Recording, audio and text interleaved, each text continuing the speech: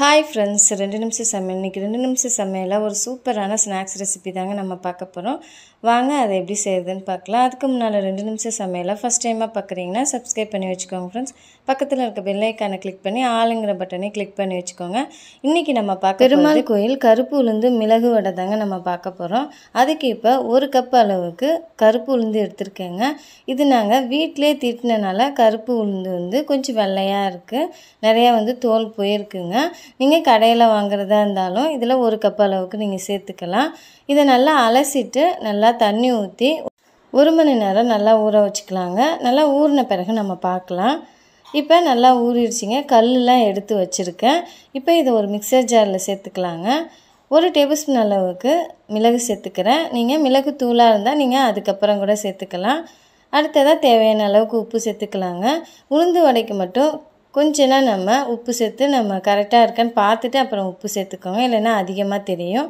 இப்போ நம்ம அரைச்சி வச்ச கருப்பு உளுந்து மாவை ஒரு பவுலில் சேர்த்துட்டு 1 டேபிள் ஸ்பூன் அளவுக்கு பெருங்காயத்தூள் சேர்த்துட்டு நல்லா பிசைஞ்சு எடுத்துக்கலாங்க. கொஞ்சம்னா தண்ணி ஊற்றி இந்த பதத்துக்கு அரைச்சி எடுத்துக்கோங்க. நிறையா தண்ணி ஊற்றிட்டா இந்த மாதிரி வடை வராது. அதனால் கொஞ்சம்னா தண்ணி சேர்த்து அரைச்சி எடுத்துக்கோங்க. இப்போ ஒரு வாழை இலையில் கொஞ்சம்னா எண்ணெய் தடவிட்டு இது போல் வட்டமாக நீங்கள் எந்த ஷேப்பில் போடணுமோ இது போல் தட்டிட்டு நடுவில் ஓட்டை போட்டுட்டு இதை நம்ம எண்ணெயில் போட்டு எடுத்துடலாங்க. நான் ஏற்கனவே மிக்சர் ஜாரில் அரைக்கும் போதே நான் அடுப்பில் எண்ணெயை வச்சுட்டேங்க. எண்ணெய் நல்லா சூடானோன்னா நம்ம வடைகளை தட்டி நடுவில் ஓட்டை போட்டு இது போல் நம்ம எண்ணெய்க்கு தகுந்தவாறு வடைகளை தட்டி இதில் சேர்த்துக்கலாங்க. நான் இப்போ கொஞ்ச நாள் தான் எண்ணெய் சேர்த்துருக்கேன், அதனால் 4 நாளாக சேர்த்துக்கிறேங்க. இப்போ சேர்த்துட்ட பிறகு உடனே திருப்பி விடாமல் ஒரு 5 நிமிஷம் கழித்து இது போல் நம்ம திருப்பி விட்டு வேக வச்சுக்கலாங்க.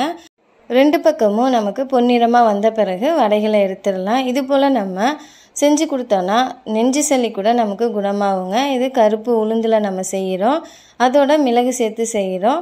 பெருமாள் கோயில் மிளகு வடைனா அவ்வளோ ஒரு டேஸ்டானதாக இருக்குங்க. அதை நம்ம வீட்டிலையே சுலபமாக செஞ்சிடலாம். ஸ்கூல் லீவ் விட்டு இருக்கிற பசங்களுக்கு இது போல் நம்ம செஞ்சு கொடுக்கலாங்க.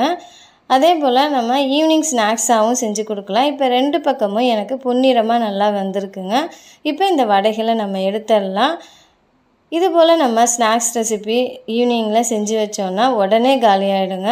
நம்ம எவ்வளோ செஞ்சு வச்சாலும் தட்டு நிறையா வச்சாலும் உடனே காலி ஆகிடும். இது போல் நீங்களும் செஞ்சு பார்த்துட்டு கமெண்ட்ஸ் பண்ணுங்கள் ஃப்ரெண்ட்ஸ். இப்போ இது எல்லாத்தையுமே நான் எடுத்துட்டேன். இது போல் எல்லா மாவுகளையும் தட்டி நம்ம வடைகளாக சுட்டு எடுத்துக்கலாங்க. சுட்டுட்டு நம்ம எல்லாத்தையுமே திருப்பி போட்டு 2 பக்கமும் பொன்னிறமாக நம்ம வேக வச்சு எடுத்தோன்னா அருமையான பெருமாள் கோயில் கருப்பு உளுந்து மிளகு வடை ரெடி ஆகிடுங்க. இது போல் நீங்களும் ஈவினிங் டைமில் செஞ்சு பார்த்துட்டு கமெண்ட்ஸ் பண்ணுங்கள் ஃப்ரெண்ட்ஸ்.